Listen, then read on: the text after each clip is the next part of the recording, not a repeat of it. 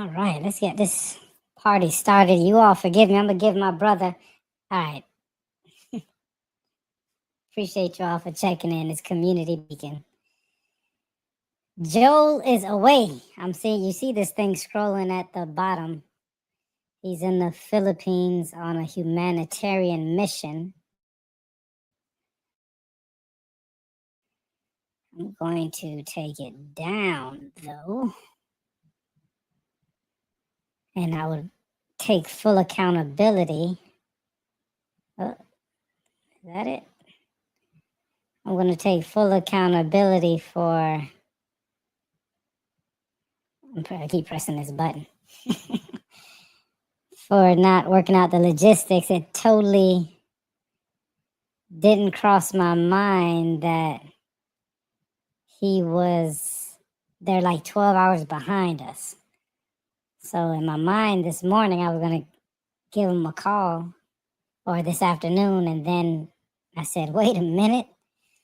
If it's 4 o'clock here, 4 p.m. here, or whatever time it was, 2 p.m. here, it's going to be 2 a.m.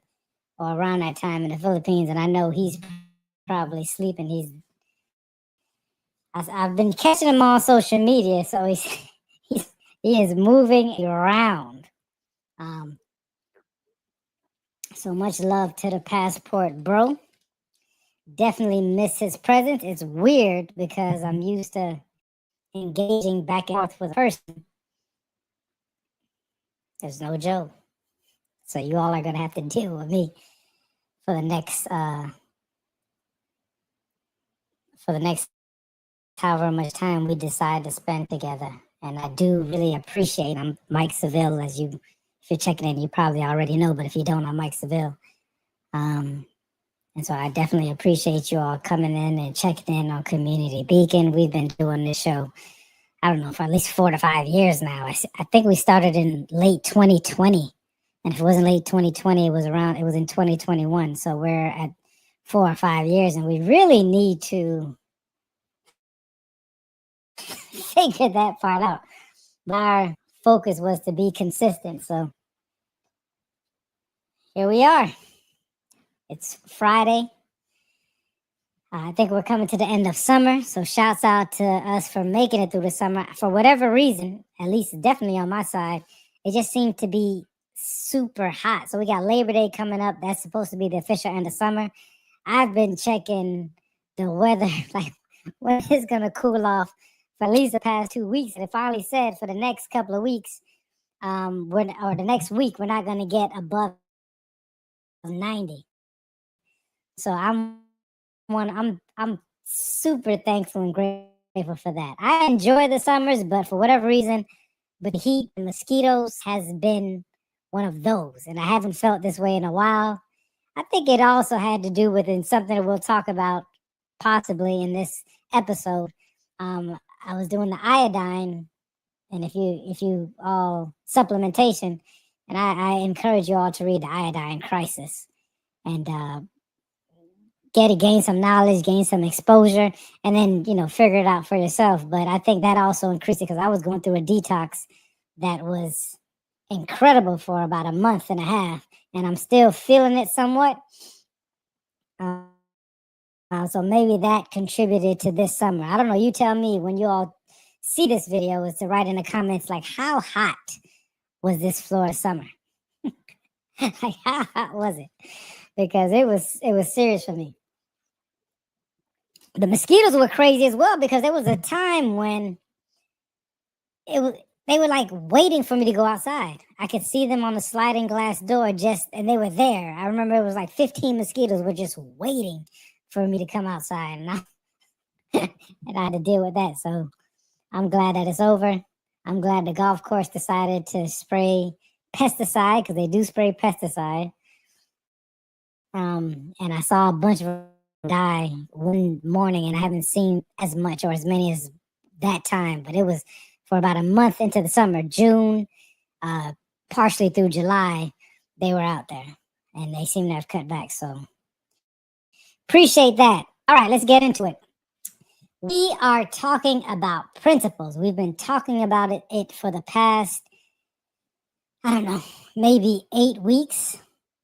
Not 8 weeks. Yeah, it got to be 8 weeks, around 8 weeks, maybe 6 to 8 weeks. I've been going through some principles, some things that I've been writing down, and exactly how I'm implementing it within my life. And so, what's been interesting as we go back and forth, and I'm pulling them up so I can read them out for you, is that I've been able to go back, and with the brother when he's here, we'll be able to go back and forth and kind of, uh, like I want to say the word cultivate, but that's not the word that I'm looking for. But shape them, and it's been a very empowering experience for myself. So I'll start just a quick recap before I jump into what we'll be talking about today, which is Principle 8, Master Vessel, which I'm excited about. I don't know about you all, but I'm super excited about it. The first one was truth above all, meaning that we're always going back to the truth. I was on the conversation with one of my favorite cousins, and she is one of my favorite cousins because ever since I've known her, she's just been telling it like it is, and yet still being open to, if for me come across, to sharpen what it is that she knows. So it's always good to be around a fellow truth teller, and she's been that way. And it's not all good. Like me and her are going back and forth about it, but it there is a lot of integrity in that. So when you find people like that, you kind of just latch on, because I don't think there's many people like that in the world. Second principle was alignment over attachment. We spoke about that. Structure reveals power was number 3. I own my response was number 4. Emotion is a signal. That was number 5. Honor what you're given is number 6. Live so you know, which was last week. So you all can go back on any one of the platforms. I think Facebook is actually starting to delete them. So probably the most complete platform for Community Beacon currently is the Tenacity Foundation. So if you go on YouTube, you go to the Tenacity Foundation, you'll find the Tenacity Foundation, Joe's organization. You go to the lives, and I believe it goes back for at least a year and a half. So go and check out Joe, the Tenacity Foundation, for the last 6 weeks. I think you can get, I honestly think Facebook erased August 1st. So you're not going to get the complete principles on my Facebook channel, but you will get the complete ones on Joe's Tenacity Foundation. We good? That was a recap. Today we're moving into principle number 8. Master the vessel. Master the vessel. And when we're talking about the vessel, we're talking about the body. Not just the body, but your, part is your emotions and just your whole systems. And the truth is, if you don't master it, it will master you.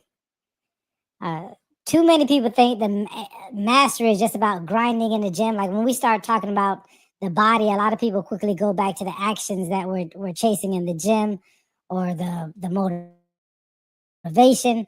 But the real mastery comes when you understand how your body works. And it's interesting because this kind of ties into emotion as a signal if you go back and watch that. But today we'll talk about hormonally, energetically, and emotionally, how we need to master those as part of your principles. The body is the first vessel. It's the tool you've been given to experience life. And the thing about it is the body affects how you experience everything. Emotions, your resilience, and specifically your attitude. I would give a quick story that, as I told you, I was going through this detox in June and July. And even, I think last week I had, because it's supposed to happen until September, right? But it's gotten less and less. However, last week was a tough week. And I had my oldest son, Elijah, youngest son, Paul. And I remember telling Elijah, listen, I don't know what it is.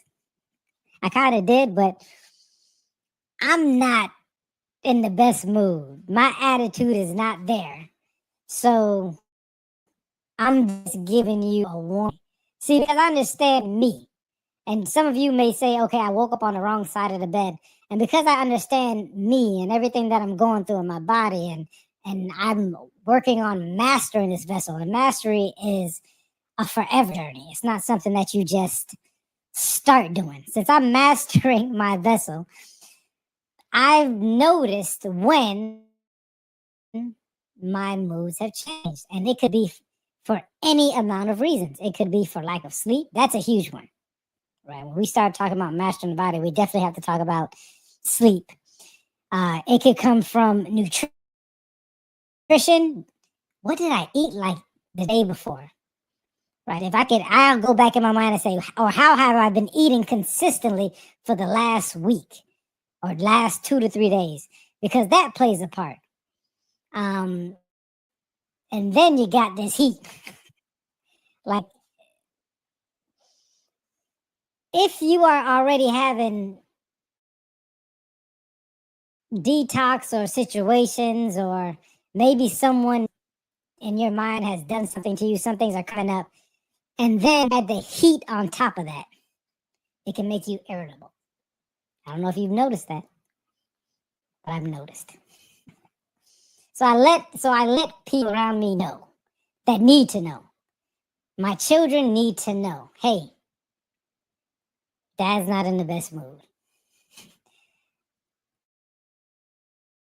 Now, when I have the conversations, it can also be, they can also take accountability and responsibility to say, okay, do I need to ask him this, or can I handle this on my own? And I do attempt with the children to give as much autonomy as possible, right? Responsibly. So if my body, my vessel is sluggish, my emotions will drag. But if I'm feeling sharp, I'm gotta understand, and I do this all the time. So you're gonna hear a lot about me. I know when I'm eating correctly. I know when I'm getting the proper sleep. I'm clear. My emotions are better. My attitude is better.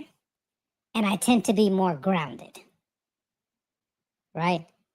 So I put a lot of emphasis on this, especially when I'm going into situations that possibly now I can be even more responsible and accountable for my responses, because I start to anticipate what it is. Someone can say something to me, and if I'm staying where I am, I can formulate the proper response, which should essentially be the same response. But now I need to check for my tone. Maybe I need to add a smile at the end, right? When I'm sending this text message, maybe I need to add a LOL or something to soften it, because I know where I'm at. And that's why two people can be in the same storm, have the same things going on, and react totally different. Because one breaks down, another bends and keeps moving. This speaks to resilient. How resilient are you? And the difference isn't just in your mindset. We can change our mindset, but it also could be the condition of the vessel. Why? And it helps to understand why you are acting the way that you are at times. I found a couple of scriptural verses. It says, do not know that your bodies are temples of the Holy Spirit. You are not your own. You are bought at a price. For our God, honor God with your bodies. I mean, just take care of your body. I remember one time the brother and I had a conversation where I say straight up, I do not trust leaders who do not place an emphasis on their health and their bodies, because I know how important it is to me. I expect the same from them. Let's go on. So I wanted to talk about, especially in this vessel, because once again, we start talking about what's in the gym. I spoke about it before when we were talking about bodies. This was a couple of series ago. Healthy, right? We were talking about healthy, and I wanted to break down the TREE effect and how these things affect you, right? And I had let me see if I can find it. You all bear with me. It's different when the brother's here, right? I think this one was terrible. I don't even want to use it. Let me see if it's because I remember it wasn't an accurate depiction. Yeah, this is the energy breakdown, but this is not it's not technically accurate. Okay, because the T is it is a thermic effect of food, which means that your body burns calories just to digest the food. So, proteins tend to take more energy than certain carbs, right? So that's why you tend to feel more satiated and even more tired depending on how much protein you eat. This one is incorrect. It's not eat. It's the resting metabolic rate. So because of a lot of us have it's MBR, metabolic base rate. Is that what it is? MBR, metabolic base rate, meaning that's just basically how much your body burns just for being your body. Yeah, I'm taking this down because it's totally inaccurate. I can find it online though. Well, I can just tell you because I don't plan on being here too much longer. And then we have the exercise activity, which takes about 5 to 10% of your, it only burns 5 to 10% of your calories for the day. Which also, and 5 to 10% could be a lot, but just know that you cannot outwork everything else. Like the working out part, which according to science is at best 10%. And most of us aren't, let's be clear. Most people are not working out efficiently or optimally in the gym. It doesn't. You almost can't unless you have like a coach all the time and most people can't afford that and really don't need to because you can be it could be more optimal and efficient for you to do all these other things, get all these other things in line, right? Starting with your hormones. Because they actually decide whether your vessel is efficient or sluggish. So I'm going to go through all of this, right? I do want to say that a lot of the things that we're seeing on the internet and sometimes even in the gym are inaccurate, and it's not real because we tend to see a lot of people in the gym or we see them online on the internet that are giving us advice and they're either enhanced using testosterone, using steroids. It's now called performance enhancing drugs. Like that happens a lot. More than you know. And I guess it's always been that way because I'm thinking Arnold, etc. But they were like 19, 20. And they were taking performance enhancing drugs, right? But you would expect that on that level. It's so interesting to me now, the average person that it's taking it, and this is not to say to say it's right or wrong. I don't want you to take that in consideration. I want you to know what exactly is going on so you can make the proper choice based on facts. And what happens is that we're basing what it is we can do.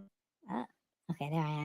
The time that we can do it, it's not realistic and or healthy, right? It's not realistic to believe that in 3 months after years of inactivity and improper diet for you consistently, that in 12 weeks, it's going to change.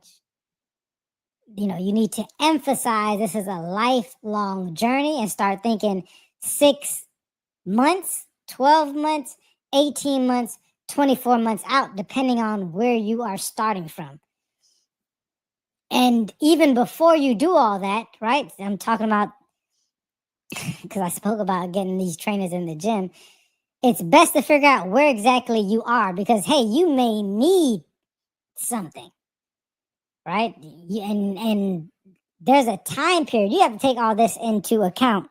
So the nuances to it are that, if you're above the age of 40, 45, 50, you've had this improper way of thought process of health, right? And some of us have been active, but we've been doing the wrong things. We've been crash dieting. One thing that I even got involved in was fasting, which I think works wonders, but you can kind of overdo it at times, and that will take an effect on your health and your hormones. So to get your hormones checked, if you have the ability, or to understand that I can do this the natural way, which is going to take,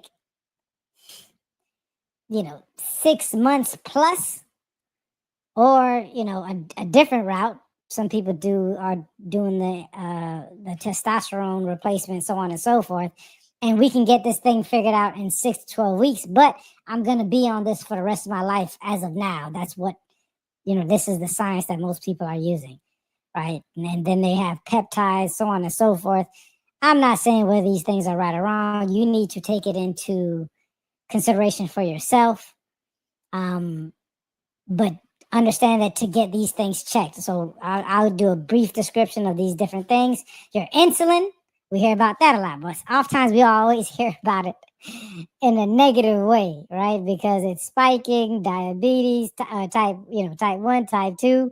We start to hear whether it's reversible or not. We do need to understand and take in all this information that if you go to your doctor, oftentimes you're going to be told one thing. Find a doctor that you know and trust, and also advocate for yourself. Get the information, advocate for yourself. That's what you're getting here on Community Beacon.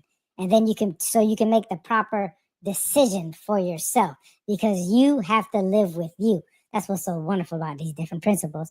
You need to master. This is mastery of oneself, right? Insulin. Decide that the food becomes fuel or fat. There's a guy online, I forget what, but he actually wears a patch, and he has a perfect content where he gets to eat for a living, right? So he gets to eat, and he sees what the insulin does to his body. I would say you need to figure out what your baseline is. Some people react to you. This is mastering your own vessel. No one can do it for you. Figure out what things spike your insulin, because some of us are predisposed to having higher insulin spikes for certain foods than other people. So it would behoove you to kind of figure that out. And at some point in time, you don't even need a patch. You can kind of tell, right? You can tell when your insulin is spiking. I can, but once again, I've been doing it for a while. I've been working on this mastery. You can tell when it's flat. You can tell, what exactly is going on. So pay attention to your insulin. Here's another one, cortisol, which is a stress hormone. This is the thing that makes you wake up in the middle of the night. For years, I didn't know why I used to wake up at 2, 3 o'clock in the morning, and in my mind, I'm like, I can't go back to sleep. I might as well go work out. Well, my cortisol was spiked. It was stress. It wasn't that I couldn't sleep. I had to get that into consideration. One of the best things that I ever started doing was getting sun as fast, in the morning. Work on your circadian rhythm. There's certain natural supplements that you can take. I'm thinking of the one, it's ashwagandha. It's called. Figure out what you're eating at night. Sometimes that can spike your cortisol. You can also spike your insulin at night as well. So watch that ice cream in the middle of the night, and allowing your body to digest it. I'm not telling you not to eat ice cream. I'm telling you to be aware that if you're eating certain things and you're waking up in the middle of the night, there's certain natural ways. I don't even understand why the camera's going off and on, but so just hopefully y'all can still hear me. I'm seeing the buttons move. Third hormone, testosterone. We spoke about that. It's happening a lot. Where our testosterone, there's a crazy fact that you need to check out about how much lower our testosterone is now versus in this, I think it's the 70s, 60s and 70s, how we our grandparents had higher testosterone, and this is an environmental thing. I think it's also, I spoke about iodine. Like I said, go check it out. Go figure out what's going on with your thyroid. That also helps. That's huge. That's what iodine is about. And what you possibly are deficient in. Figure out some of the things that are helping to lower your testosterone. Go lift some heavy weights. Like that works wonders. And we don't need to be in the gym all the time, 5, 6 days a week. Go find you a good 3-day full body program and just work it, right? And I'm gonna be honest, for most of us, because society's so crazy, like all you need to do is walk for the most part. Go and get that heart rate up for starters, right? Go try to get 20 to 30 minutes a day, right? I don't even think every 3 days, but some of us had different issues. Go get in the pool. Just start to get a little bit more active. And here's the last thing was the thyroid, which sets the pace for your metabolism. And we are, once again, go get the information, the iodine crises. I forget who wrote that book, but then you also have doctors like Elizabeth Smart, Dr. Bronstein. He also has who has an iodine protocol. They actually all do. And just start to get it in, go get the information. go get the information. We're gonna get into this emotional vessel, which I think it's a lot of these things that we have occurring they start off environmental and physical, and they go into or how we identify with these different things. But the physical and the environmental, they are they play a huge role in how emotional you are as an emotional vessel. You got to think about it: stress, anger, anxiety, and we get a chance to master them before they master us. I told you I was having a conversation with a family member today, and one of the things that she mentioned as we were talking about was a fear for her uncles, which one is my father. My father and we got another uncle. Like she was calling it a fear. And so, anytime I hear an emotion and we're talking on the phone, I'm like, well, let's go through this. Like I love to identify, and I have other people identify their emotions because there's steps and processes to where you can identify exactly what it is. Because I'm saying like, well, is it actually a fear? Right? Like, are you scared that these people are going to hurt you? Like, and you get to come up with the definition of it, but you can also just look it up and then say, well, does this fit me? And so what we actually came up with as we were going through this, the word was reverence. She has a lot of reverence for her uncles, my father, these male figures, and it's an interesting thing because in our community we don't tend to have reverence for male figures, unless there's some, people that say like, celebrities or iconic people. There's this reverence for them. You can't talk about them, or maybe there's a reverence for a pastor, bishop. But what about people in your own home, right? What does that look like? Since we have never identified it and we haven't been exposed and we haven't been given the information, we get a chance to figure out what exactly is this that I'm feeling. We get to identify it, because once you can identify and you can distinguish it, then you can start to master it. But you have to open up yourself. I think the word is lexicon. Open up your lexicon. Start to find these new words. Start to identify them, and then see how they try them on for yourself. Put them on. One of the biggest distinctions I ever had in regards to words and feelings was disappointment versus disrespect. Because coming up, everything was always disrespectful. Everything, they disrespected me. And how you treat disrespect, you can treat disrespect a certain way versus someone disappointing you. So my child, oftentimes, they don't disrespect me. That's not how I would identify it. I would say they disappointed me. So if they disappointed me, well, what is that about? And oftentimes it's like, well, do they even have the information? Have I told them? This is now taking responsibility as a leader of the family. Have I given them the information? Think about, and now we can take this into all our different relationships. Is this person disrespecting me, or are they disappointing me? And if they're disappointing me, is because they don't know. I haven't given them the information, because how else would they know if I haven't taught them? Right? How do you teach people are you teaching these people how to treat you? Because now, if you've given them the information and they continue down that path, knowing, crossing this boundary or doing things that you don't appreciate, now it turns into disrespect. And now you can handle that differently. We get to figure these things out. And master them. You get to figure them out and you get to master them. I was watching an interview with Elon Musk, who they say works like 24 hours a day, right? But he's the richest man that we know of. Currently, he's at the top of the list.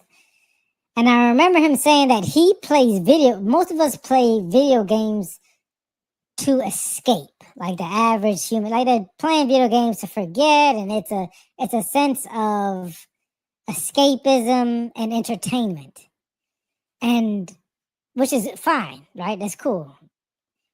But he also added something else. He said he uses it to gauge where he's at, which essentially is like an anchor.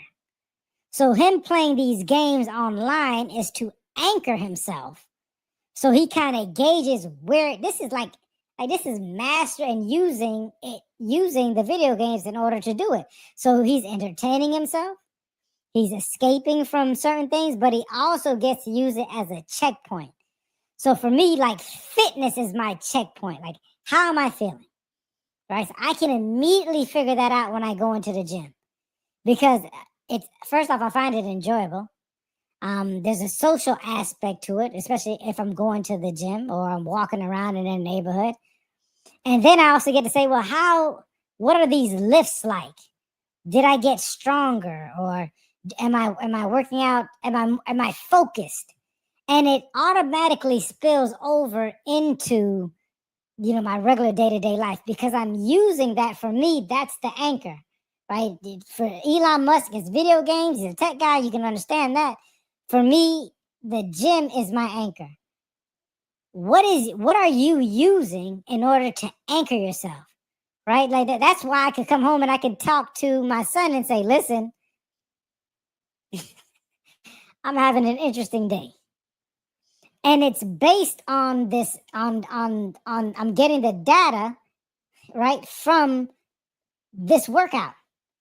So that's why if I get up and I work out, whatever it is, because I could go to the gym, or I can go someplace and I can just walk. I could do some light exercise if I'm not feeling it, but now I know that there's something going on. And then I can start to check, what was it? Okay, you didn't get sleep. Okay, you went to sleep angry. Okay, prior to that, you've been eating this way. So I have all these checkpoints that I can go back, so I can master with oneself. Figure out what is your anchor. Figure out something that you enjoy to do. It could be entertaining. It could be whatever. And it could be reading a book, right? Like I enjoy reading a book. And I could read a book and I can just, have you ever read a book and you forgot what you read? And you're like, well, okay, I'm not focused. You can use that as your anchor point. I'm just throwing out some ideas. You get a chance to figure out what it is. And then you can get a chance, and you can start to frame your mind around it, right? Like, am I really tired? I don't know. Food was good. This was good. I'm not tired of it. I should be able to lift heavier. Maybe I'll do it. But there's still something there that I get to check on. Oh my God, I can't believe I went this long. I'll close. So, going back to this principle number 8, I named some things that are going on that we get a chance to check out. All in regards to your body and mastering it, because it is going to carry over. Not only that, people notice these things. And and I often say, like, it's not the primary, right? It's a secondary thing, but who doesn't want to feel good and know that they're feeling good and looking good and being away? What's Dion's phrase, right? If you look good, you feel good. If you feel good, you play good. There was a bunch of other stuff he said, but that's the gist of it. And I want you to remember to respect it. So you respect your body, the vessel, respect your hormones, go get that stuff checked out. Respect how your body's expending these things and understanding that the work is at best 10% of what's going on. Find ways to check yourself within the work. But the work is the 10%. Everything else is a spillover from exactly what's going on. Respect your emotions as signals and not your command. And I'd be able to identify them, right? Be able to identify them and break it down to decisions. It ends up being fun. If you I have an Apple Note that has about 50 to 60 of them. I can send them to if you'd like, if you put it in the chat or you respond. I can send you exactly what it looks like. Not only that, I spent maybe 2 years like sitting in each emotion. Sitting in it, spending hours a day. This is what joy feels like. So I can automatically understand what it is. This is, to me, this is what, and I can start to change these different things, right? Man, I miss Joe because I know he had 1,000 questions. Much love to Joel over there in the Philippines for his humanitarian mission. I can't wait to hear what he says when he comes back. Seems like he's having a ball out there. Principal 8 is in the Community Beacon. Principal 8 is in the books, man. Stay tuned. We're building this thing brick by brick. And I appreciate you all for checking in. I will see you, God willing, and the creek don't rise next week.